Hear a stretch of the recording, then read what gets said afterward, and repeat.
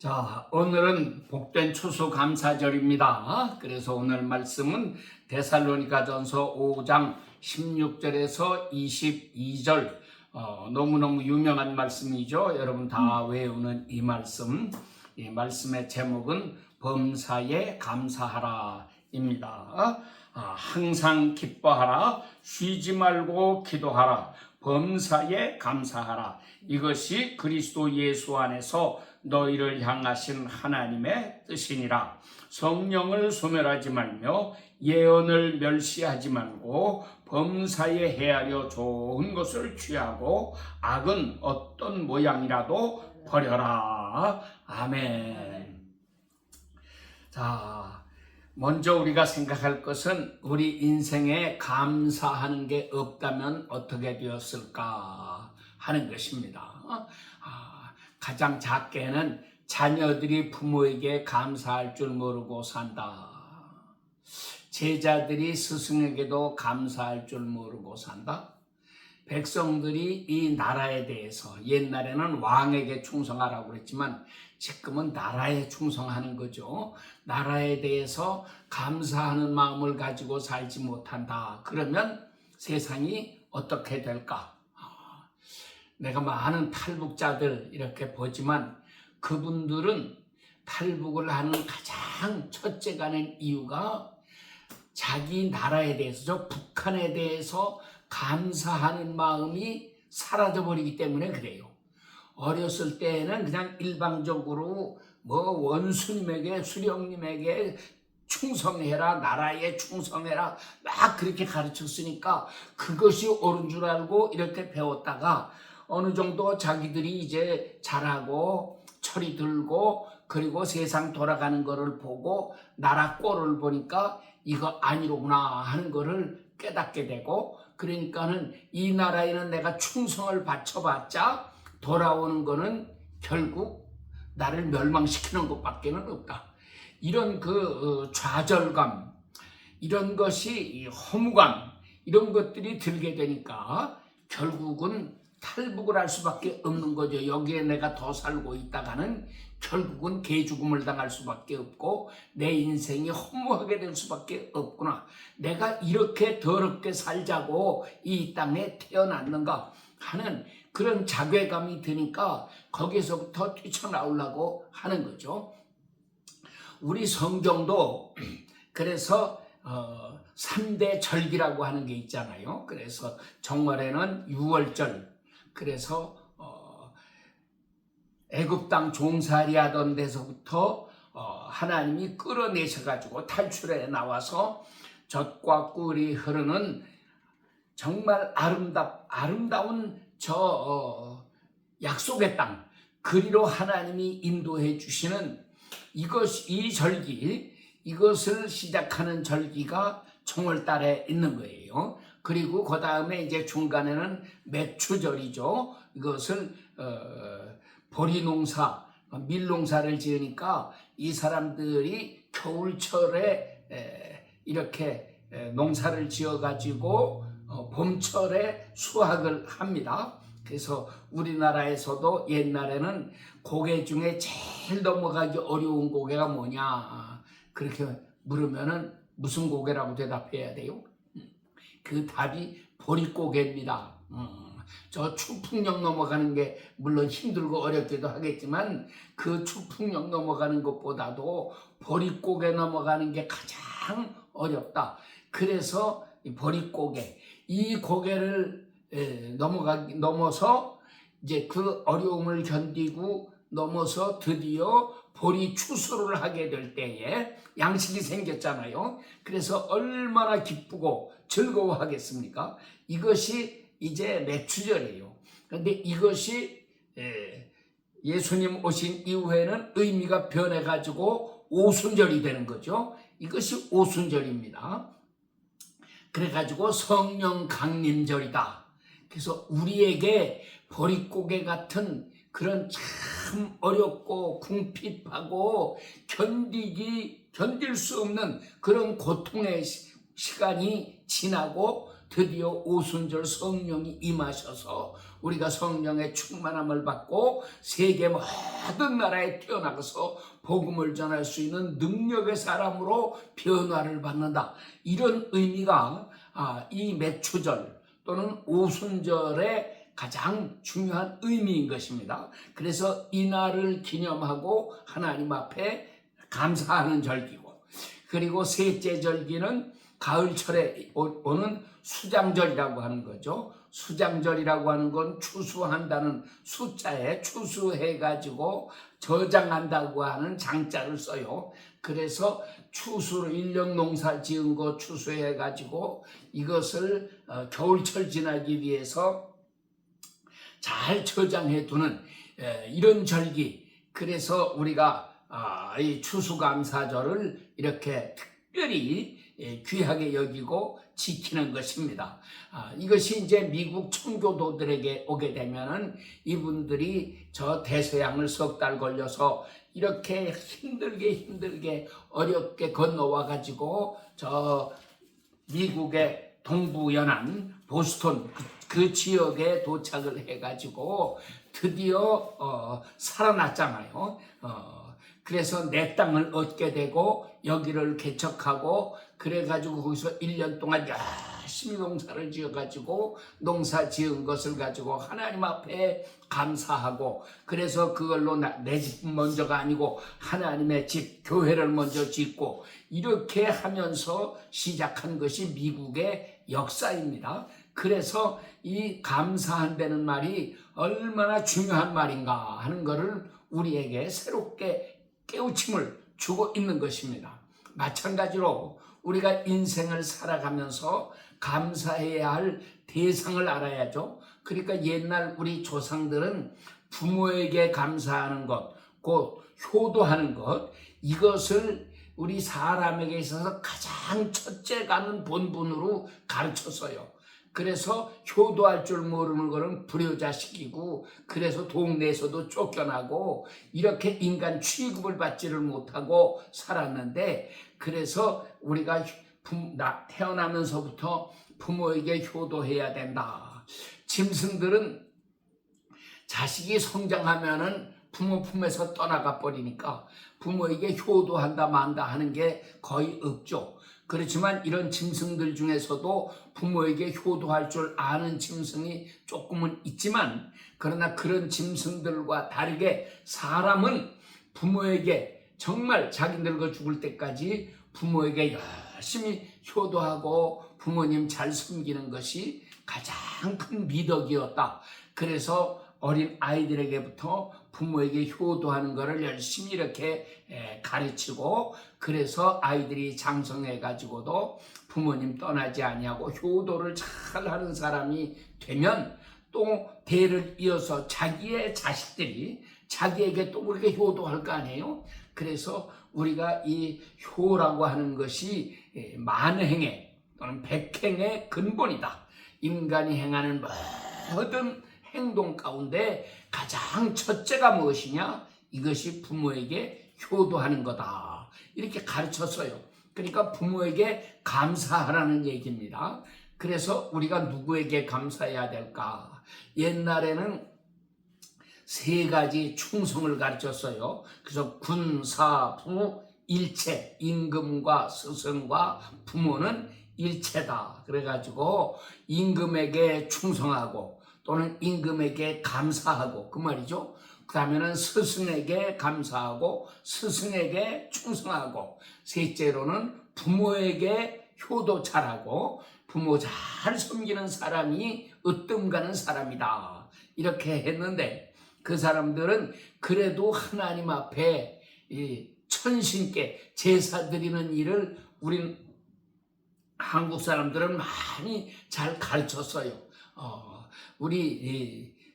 우리나라에 특별히 보면은 이 고인돌이 전 세계에 있는 모든 고인돌 가운데 40%가 한국에 있다고 합니다.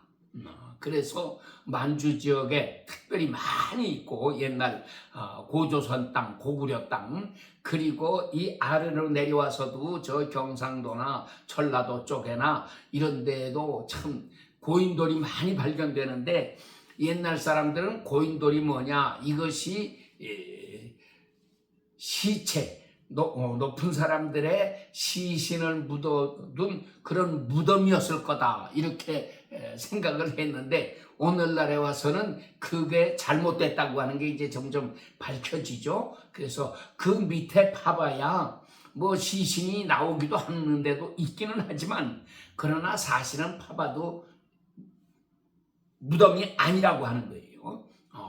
그리고 그것을 볼 때 이거는 천제단이다, 하나님 앞에 제사드리던 단이다.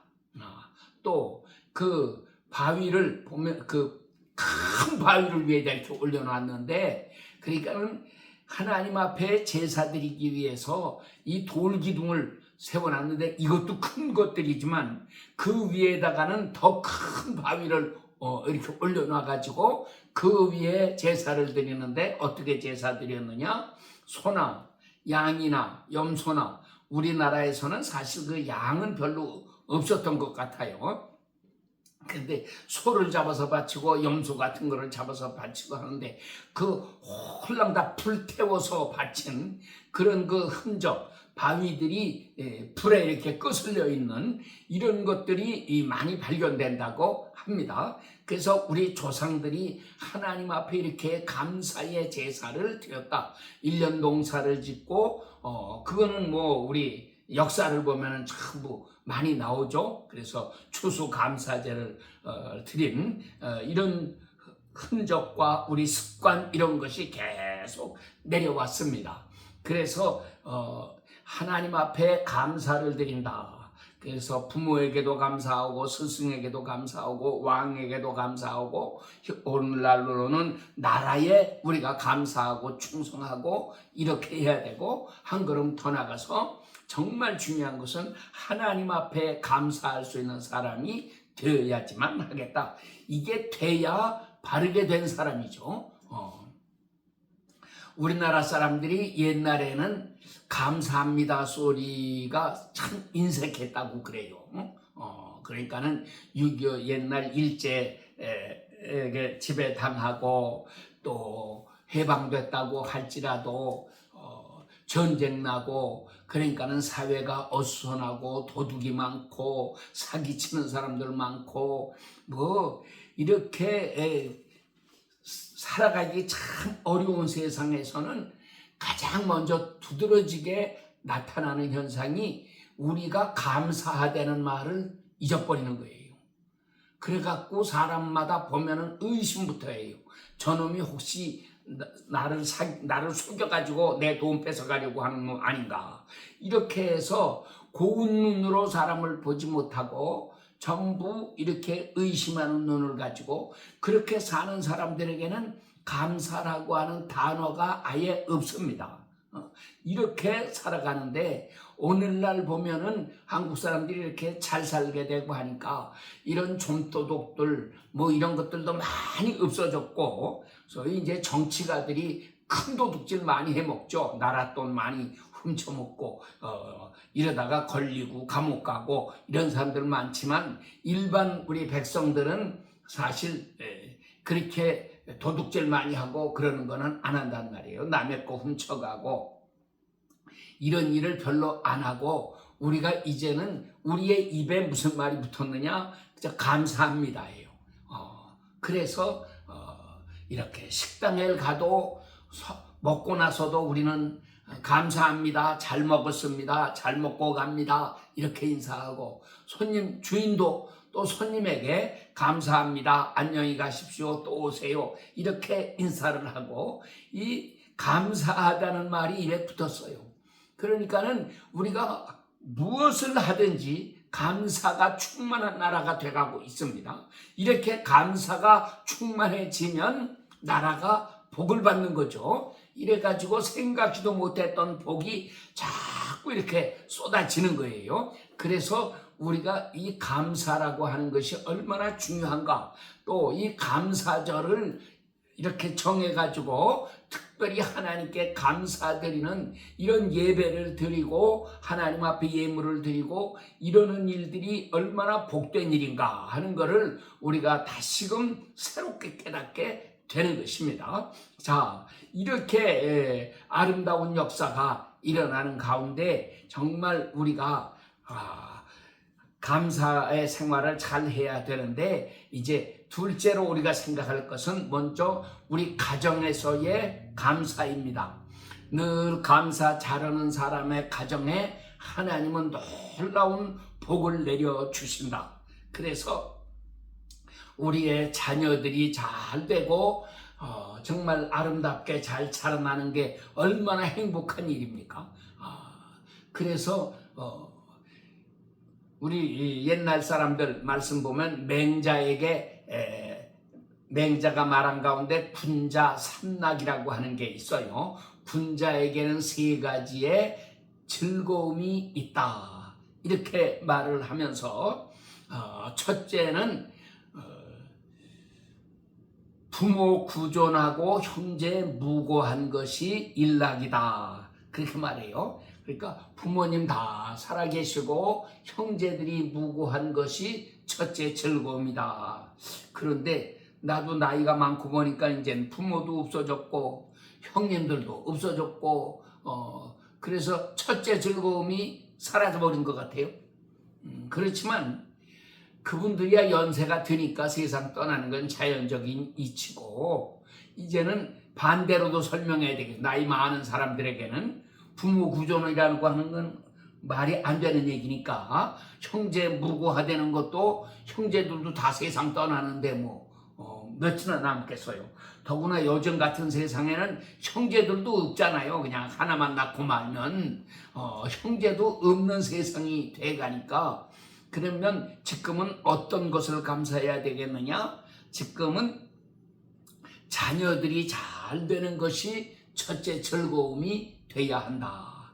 그래서 우리가 우리의 자녀들이 잘 될 뿐만 아니라 또 그들이 결혼을 해가지고 자식들을 낳고, 그래서 우리 손주들이 증손주들이 이렇게 번성해 나가면서 저들이 훌륭한 사람으로 자라나는, 이것이 우리에게 첫째 즐거움이 되어야겠다 생각을 합니다. 둘째로 맹자가 얘기하는 둘째의 복은 앙불괴어천하고 부부작 어인이 일락야요. 그래서요, 하늘을 우러러보아 부끄러움이 없고 땅을 굽어보아도 부끄러움이 없는 사람이라면 이것이 참 즐거움이다, 이제 이렇게 말하고 있거든요. 그러니까 죄 짓지 않고 살라, 그 말이죠. 죄 짓지 않고 살아야 된다. 이것이 우리 기독교에서 말하는 하나님 잘 섬기는 사람에 대한 얘기예요. 근데 옛날 사람들은 성경을 몰랐으니까 우상 숭배하면서도 그것이 죄인 줄을 잘 몰랐잖아요. 그러나 오늘날에 와서 우리가 성경을 읽으면서 보면 우상 숭배하는 것은 하나님 앞에 첫째가는 큰 죄가 된다 하는 것을 깨우쳐 주시니까 우리는 우상 숭배하지 않고 하나님 말씀 따라서 정말 하나님 잘 섬기고 살아가면 여기에 놀라운 복이 임한다고 하는 거죠. 그래서 우리가 우리 자녀들에게도 부지런히 성경을 가르치고, 그래서 하나님 잘 섬기도록 만들어야지 참 감사할 줄 아는 사람이 되고, 감사를 잘하면 인생이 행복해지고 인생의 기적이 일어나고 아름다운 열매가 가득해지게 되는 것입니다. 셋째로 맹자가 말하는 즐거움은 뭐냐? 그것은 덕천하 영재하여 교육지 일락야요, 이렇게 얘기를 했어요. 천하의 영재들을 얻어가지고 그들을 가르치는 것이 또 하나의 기쁨이다. 이제 이렇게 설명하고 있는 것입니다. 그런데 천하에서 영재를 얻으라고 하는 것은 영재라든지 수재라든지 이렇게 거의 다 같은 말이죠. 천재라든지 이렇게 돼서 가르치면 가르치는 대로 잘 알아듣고 학업에 진도가 있고, 이런 사람을 가르치면 가르치는 사람도 마음이 뿌듯해지고 행복하잖아요. 학교에 선생님들을 해보지만 선생님에게 있어서 가장 큰 기쁨은 뭐냐? 자기가 가르치는 이 아이들이 공부 잘하는 사람이 나오면 그게 제일 자랑스러운 거예요. 그러니까 내가 학교 다닐 때 5학년 때인가 하여튼 보니까 그때도 우리 5학년 담임 선생들이 다 모여가지고서 서로 얘기하면서 자기 반에서 공부 잘하는 애 자랑을 해요. 그래서 뭐 일제고사 보면 똑같은 문제 가지고 시험 치니까 그 중에서 막 1등 하는 사람이 나오고 그러면은 그 반 담임 선생님은 제일 신나는 거예요. 우리 반에서 1등 하는 사람이 나왔다 이거죠. 이러면서 자랑들을 하고 이렇게 하는데, 선생님들에게 있어서 가장 큰 기쁨은 이 제자들이 공부 잘하는 사람이 되는 거다. 자기가 가르치는 아이들 중에 천재가 있다. 이렇게 해서 학업 성적이 월등하게 뛰어나다. 이거 얼마나 자랑스럽게 여기겠어요. 그런데 맹자도 마찬가지예요. 아무리 가르쳐도 알지 못하는 이 돌대가리 녀석들 아무리 많이 모아놓고 가르쳐봐야 그거 참 재미가 없는 거고, 한 가지 가르쳐주면 10가지를 깨달아 아는 천재가 있을 때 얼마나 기분이 좋고 이렇게 힘이 나겠습니까? 자, 그래서 나도 그 말씀을 이렇게 생각을 하다가, 옛날 맹자는 천재를 얻어서 영재를 얻어서 가르치는 게 즐거움이라고 했는데, 세상에서 영재를 얻는다고 하는 건 쉬운 일이 아니에요. 천재나 수재나 이렇게 막 불릴 수 있는 사람은 절대로 많지가 않거든요. 이거는 100에 하나, 1000에 하나 이렇게 나오는 거고, 일반적으로 학생들 전체의 약 5% 정도가 이제 A학점 받을 수 있는 그런 정도로 공부 열심히 하는 좋은 아이들이지, 전체로서는 그렇게 거기에 미치지를 못하는 것입니다. 그랬는데, 그러면 목사는 뭔가? 목사의 입장에서 이렇게 생각해 볼 때는, 신자들이 은혜 받고 믿음이 부쩍부쩍 자라나는 이런 사람들을 만날 때에 목사는 보람을 느낍니다. 신자들에게 아무리 설교하고 아무리 오래 가르쳐봐도 도무지 믿음이 성장하지 못하는 사람, 교회에 와서 말씀이나 뿌리고 기도 생활을 할 줄 모르고 이러는 사람, 얼마나 슬픈 일이에요.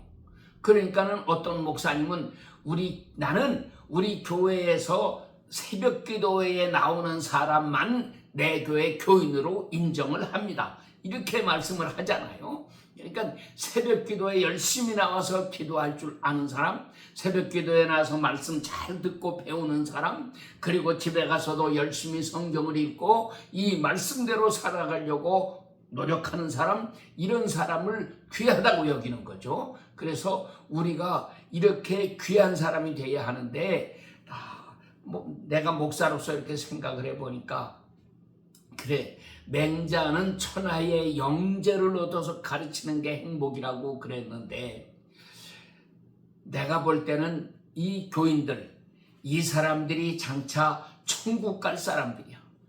천국 갈 사람이 나온다면 다 이 가운데서 나오겠지. 물론 이 가운데 천국 못 갈 사람들도 많이 있겠지만, 그러나 목사는 이 사람들을 천국 보내기 위해서 부르심을 받은 사람이고, 이 사람들에게 천국을 가도록 하나님 말씀을 가르치고 인도하는 사람이니까, 그래서 맹자의 기쁨보다, 맹자의 즐거움보다 목사의 즐거움은 정말 천국 갈 백성들, 거룩한 하늘나라 백성들을 모아서 세상 학문 가르치는 게 아니고 하나님의 말씀을 가르치는 것이니까, 이것보다 더 큰 즐거움이 어디에 있겠느냐 하면서 감사를 여기에서 찾아야 되겠다 생각을 했습니다. 그래서 우리가 비록 모이는 수요는 적어도 우리가 하나님 말씀 사랑하고 믿음 안에서 날마다 무럭무럭 자라나가는 사람이 될 때에, 그것이 첫째는 하나님 앞에서 큰 기쁨이 되지만 목사에게도 이것이 가장 큰 보람입니다. 그래서 하나님을 영화롭게 하는 아름다운 일들이 일어나야지만 하겠다고 하는 것입니다. 그래서 우리 자녀들이 은혜 안에서 무럭무럭 자라나가는 이런 모습들, 우리 자녀들이 정말 예수님 잘 섬겨서 이 세상에서도 승리하는 사람이 되고 형통하는 사람이 되고 이 세상을 아름답게 만들어 나가는 사람이 된다면 이것보다 더 큰 복이 어디가 있겠습니까? 그래서 정말 우리가 이런 사람이 돼야 되고 이런 일을 위해서 열심히 기도해야 되고 우리 자녀들을 감사할 줄 아는 사람으로 만들어 놓아야지만 하겠다 하는 것입니다. 그래서 우리 자녀들을 위해서 기도 열심히 하고요. 자녀들에게 하나님 말씀으로 바르게 교훈하고 이래서 아이들이 절대로 탈선하지 않도록 하나님 떠나는 일이 없도록 이거를 잘 하는 사람이 되어야지만 하는 것입니다. 자, 마지막으로 셋째 하나 더 중요한 것은 우리가 무엇에 감사해야 되느냐. 우리는 우리 나라를 보면서 하나님 앞에 감사해야지 합니다. 우리의 나라는 두 개예요. 하나는 우리가 미국에 살고 있으니까 이 미국이 우리나라고, 둘째로는 우리가 한국 사람들이니까 한국이 우리의 나라고, 그래서 미국을 위해서 우리가 기도하고 미국을 사랑하는 사람이 되고 미국이 잘 되기를 위해서 함께 힘쓰는 사람들이 되고 이것이 너무 중요한 것입니다. 그런데 오늘날 미국의 현실을 보면은 미국이 이제 하나님을 자꾸 떠나, 구라파는 이미 하나님을 다 떠나가지고 죄악에 빠지고 이렇게 특별히 동성연애라고 하는 것이 아주 구라파를 점령하고 이렇게 나쁘게 물들여 놓고 그래서 어려움을 주잖아요. 그러니까 경제적으로 타락하게 되고 군사적으로도 옛날에 이렇게 전 세계를 지배하던 막강한 군사력을 가졌던 나라들이 이제는 군사력도 전부 쇠약해져 가지고 전쟁을 감당할 수도 없는 정도로 저렇게 약해졌죠.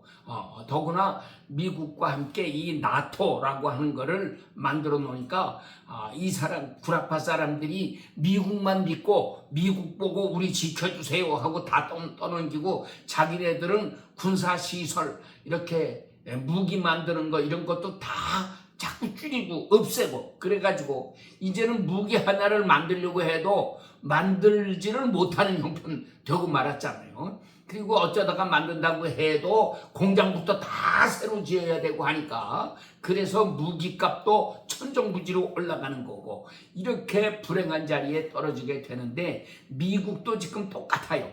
자꾸 그러니까 특별히 미국 군대에서 가장 강력한 힘을 가진 거는 해군입니다. 공군보다도 해군이 제일 크고 항공모함 같은 거에 비행기들이 얼마나 많이 실립니까? 이래가지고 항공모함이 출동을 하면은 수많은 비행기들이 거기에 실려가지고 이렇게 가서 하는데 이제 항공모함 만들어 놓은 지도 오래됐는데 계속해서 항공모함을 새로 만들어서 옛날 거 없애버리고 교체를 해야 되는데 지금 교체할 형편이 못 된단 말이에요. 왜? 배 만드는 그 회사들이 다 문을 닫아가지고 배를 못 만들잖아요. 그러니까는 이 마지막 때에 배 잘 만드는 나라가 어딘가 하고 보니까 중국이 배를 엄청나게 많이 만들어내고 있습니다. 그러니까 이제 중국한테도 미국이 밀려요. 그런데 딱 한 나라, 중국보다도 더 배를 잘 만드는 훌륭한 나라가 있는데 그 나라가 대한민국이더라. 그래가지고 한국에게 배를 만들어 달라. 이제 이렇게 요구하는 시대가 되었는데 한국은 우리가 전쟁을 겪고 지금도 북한과의 대치 상태에 있어서 계속해서 무기를 개발하고 이렇게 하니까 한국 무기가 전 세계를 이제 휩쓸고 이렇게 많이 팔리게 되고 한국이 배를 만드는데 놀라운 배들을 자꾸 만들어내죠. 이제는 항공모함도 만들어낼 수가 있고요. 핵잠수함도 만들어낼 수가 있고 이런 엄청난 기술이 발달을 되고 이렇게 되어 갑니다. 근데 미국이 자꾸 만들지 말아라 이렇게 제약을 하니까 아직 만들지 못하고 있고 또는 몰래 뒤에서 숨겨서 만드는 그런 것들도 많이 있겠죠. 이렇기는 하지만은 한국은 여하간 새로운 일들을 이렇게 이루어 나가는데 그래도 미국이 살아날 수 있는 거는 트럼프가 미국 대통령이 됐으니까 되어가지고 제일 먼저 기본적으로 한 게 미국이 지금 경제적으로도요. 이 미국이 빚이 얼마나 많으냐. 전 세계에서 제일 많습니다. 그러니까 이 나라 총 생산의 GDP의 몇 배가 되도록 이렇게 빚이 많은 나라예요. 이런 나라니까 이 빚을 어떻게 하든지 탕감해 보려고 막 몸부림치는 거예요. 그 옛날에 전에 대통령들은 그런 거 별로 신경 쓰지 못하고 어떤 대책도 세우지 못하고 이렇게 했는데 트럼프가 보니까 이거 미국이 큰일 났다. 이제 미국은 망할 수밖에 없다. 이런 거를 아니까 그래서 막 다른 나라들을 압력해 가해가지고 우리나라에 투자해라. 그리고 투자해도 니네들 마음대로 어디에다가 투자하고 돈 벌어 가지고 가고 이거 못하게 하고 투자하고 돈 버는 거에서 몇 퍼센트만 너희가 갖고 나머지는 우리가 다 더 많이 가져간다. 이런 식으로 해가지고 막 공갈 협박을 해가지고 이렇게 돈을 뜯어내고 있는데 그러니까는 관세 폭탄 내리고 막 이렇게 해서 외국은 일본이나 한국이나 다 마찬가지잖아요.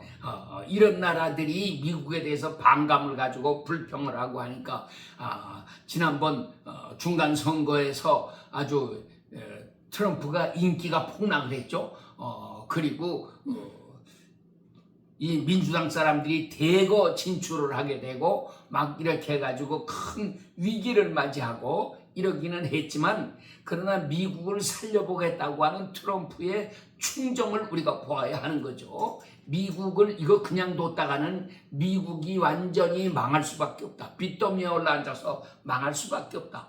그래서 우리가 미국을 위해서 이렇게 기도를 해야 되는데 가장 중요한 거는 미국의 신앙 타락이죠. 이 백성들이 하나님을 버리니까 결국 이런 불행한 일들이 찾아오고 거기에서 한 걸음 더 나가서 민주당 정권이 동성애를 방위만 하는 게 아니라 이거를 막 격려하고 이거를 조장하고 그래가지고 미국이 동성애 천국을 만들려고 이렇게 했는데 그래도 트럼프가 이걸 막았잖아요.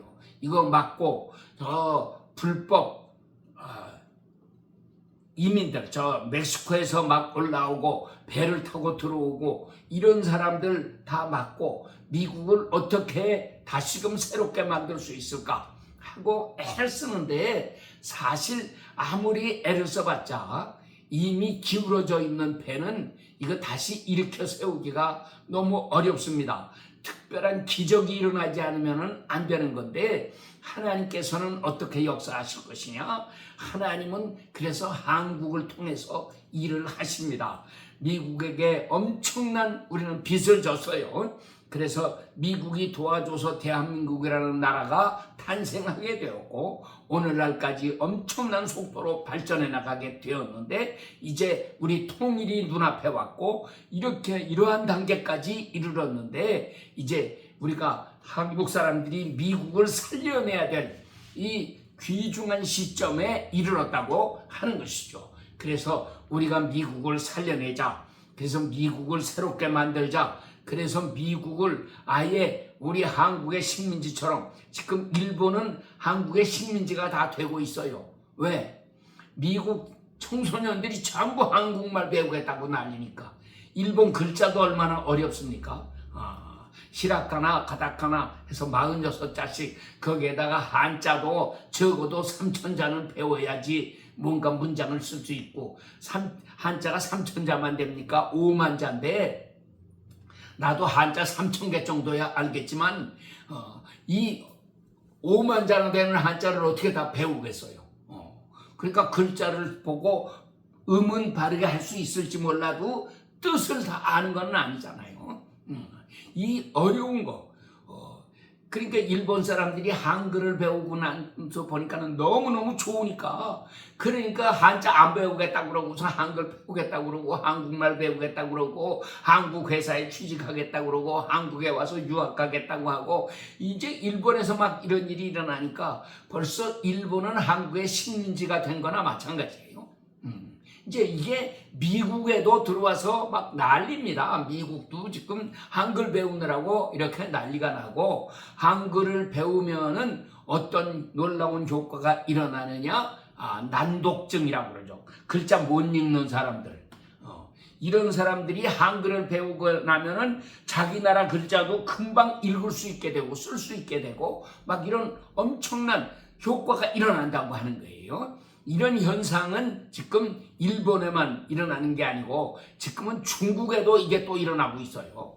그러니까 중국도 한자가 얼마나 어려워요. 골치를 앓던 사람들이 한글을 배우고 나니까는 너무 쉬우니까, 뭐 때문에 우리가 어려운 한자를 배워야 되느냐, 한글 배우자, 막 이렇게 해가지고 변화가 일어나고. 그래서 내가 요즘은 이제 탈바벨론, 출바벨론이라는 이야기를 많이 하는데, 옛날 구약은 출애굽이지만 신약은 출바벨론이다. 그래서 구약 성경은 출애굽 사건을 기점으로 해가지고 이렇게 해서 구약 성경이 만들어지는 거고, 이렇게 했는데 신약에 와가지고 마지막 때는 뭐냐? 이거는 우리 계시록 18장에도 그러고 14장에도 그러고 내 백성아 거기서 나와라 하는 말씀이 이렇게 두 번 나와요. 어디서 나오라는 겁니까? 바벨론에서 나오라고 하시는 거예요. 그래서 무너졌도다 큰 성 바벨론이요 하고 말하는데, 바벨론을 무너뜨리고 거기서 나와야 되는데, 이 바벨론 무너뜨리고 그 바벨론에서부터 나오도록 만드는 게 누가 해야 될 일이냐? 그것이 마지막 때 우리 사명자들이 해야 될 일이라 그 말이죠. 하나님의 종들이 이거를 해야 돼요. 그럼 바벨론은 뭐냐? 바벨론은 혼잡한 거예요. 막 헷갈리게 만드는 거예요. 막 잡탕을 섞어 놓은 거예요. 말이 안 통하게 만드는 거예요. 이게 바벨론이다. 근데 이것을 하나님은 어떻게 통일시키느냐? 그것이 오순절 때에는 성령 강림을 통해서 성령으로 말미암아 너와 내가 각각 다 다른 지방에서 와서 말이 안 통하는데 영적으로 방언을 함으로 서로 통할 수 있게 만들고 서로 믿을 수 있게 만들고 이렇게 만들어 나간 것이 영의 역사, 성령의 역사고, 이 마지막 때에는 하나님이 또 어떤 역사를 이루시느냐? 그게 바로 한글입니다. 한글을 통해서 세계를 통일하신다. 그래서 한글이 저 인도네시아 오지에 이렇게 들어가서 글자가 없는 부족들, 그런 민족들에게 글을 쓸 수 있게 해주고, 이렇게 자기네 나라 말을 한글로다가 쓰니까 우리야 읽으면 무슨 소리인지 모르지만 자기네들끼리는 다 읽을 수 있고, 읽으면 무슨 뜻인지 알게 되고 이렇게 되잖아요. 이것이 이제는 아프리카에 들어갑니다. 그 다음에는 남미에 들어갑니다. 그러니까는 남미에는 보통 다 브라질을 빼고는 다 스페니쉬를 하는데, 이 스페니쉬를 하는 사람들이 우리 이거 스페니쉬 어려워서 못해 먹겠다, 우리도 한글 쓰자, 막 이렇게 나오죠. 영국도 발칵 뒤집어졌어요. 이 독일어나 프랑스어나 이것도 너무 어렵다고 그래요. 그런데 이 사람들도 한글 배우겠다고 난리가 나고 전 세계가 이렇게 되는데, 최근의 뉴스는 이 중앙아시아의 5개국 스탄자 들어가는 나라들, 우즈베키스탄이든지 카자흐스탄이라든지 키르기스탄이라든지 하는 이런 5개국이 땅이 엄청 넓습니다. 그 나라들은. 그리고 러시아와 중국 이 사이에 끼어있는 큰 땅덩어리인데, 이게 중앙아시아인데, 이 중앙아시아에 있는 5개국이 정상들이 모여가지고 결의를 했어요. 우리도 한글을 쓴다. 그 중앙아시아의 5나라가 전부 한글을 써. 그리고 언어도 통일한다. 한국말 배우는 게 아예 초등학교는 뭐 하루에 일주일에 4시간씩 한글 가르치고, 그 다음에 중학생들은 5시간, 고등학생이 되면 6시간씩 이렇게 한국말 가르치는 과목을 넣어가지고 이렇게 가르친다. 그리고 한글을 쓰는 이런 나라 연합체를 만들어 가지고 서로 무비자 협정, 비자 없이 서로 왕래하도록 이렇게 만들고, 한국에 유학 가서 한국 공부를 한다, 뭐 이런 거 만들고, 여하간 이 세계가 지금 급속도로 막 변하고 있습니다.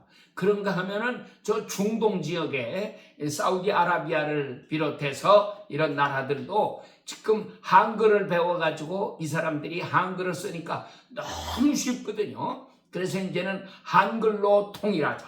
그래서 바벨탑이 무너지는 게, 바벨이라고 하는 것은 그게 세워졌기 때문에 언어가 혼잡해졌는데, 하나님께서는 그거를 무너뜨리시고 언어를 통일해 나가신다. 이 새 역사가 우리에게 일어나고 있다고 하는 거죠. 그래서 우리가 이런 것을 보면서 우리 나라를 위해서 기도하고 세계를 언어로 통일하시는 하나님의 역사에 감사하고 찬양하고 이 은혜 가운데서 새로워져야 하겠습니다. 이런 일을 위해서 하나님께서 우리 한국 사람들을 쓰려고 하시잖아요. 그래서 처음에 얘기했지만 우리가 감사절이라고 하는 게 없으면 어떻게 되겠는가 하는 건데, 우리가 인생이 삭막해지죠. 그런데 우리가 죽을 때에 내가 하나님 앞에 정말 감사하면서 세상을 떠날 수 있는 사람이라면 얼마나 행복한 사람입니까? 그런데 죽을 때 하나님을 욕하고 죽는 자가 된다든지, 남을 원망하고 죽는 자가 된다든지, 이거 불행한 거예요. 부부 사이에라도 서로 감사하면서 세상을 떠날 수 있는 사람이 되면 너무너무 행복한 거죠. 우리가 서로 만나서 사귀다가도 이별하는 날이 와요. 그럴 때에도 우리가 서로 감사하면서 헤어지고, 어디 가서든지 그 감사함을 잊지 않고 살아가는 사람이 되고, 이 사람이 얼마나 행복한 사람입니까? 그래서 우리는 이런 감사를 전하는 것과 함께 이 감사하는 마음으로 세계를 통일하는 이 거룩한 역사에 우리가 앞장서 나아가는 그런 백성들이 되어야 하겠습니다. 성령께서 새 역사를 이루십니다. 우리 마음에 방언을 주셨던 그 예수님이 감사하는 마음을 주시고 언어를 통일해서 세상을 새롭게 만드시는 아름다운 역사를 이루어 나가십니다. 아멘. 기도하겠습니다.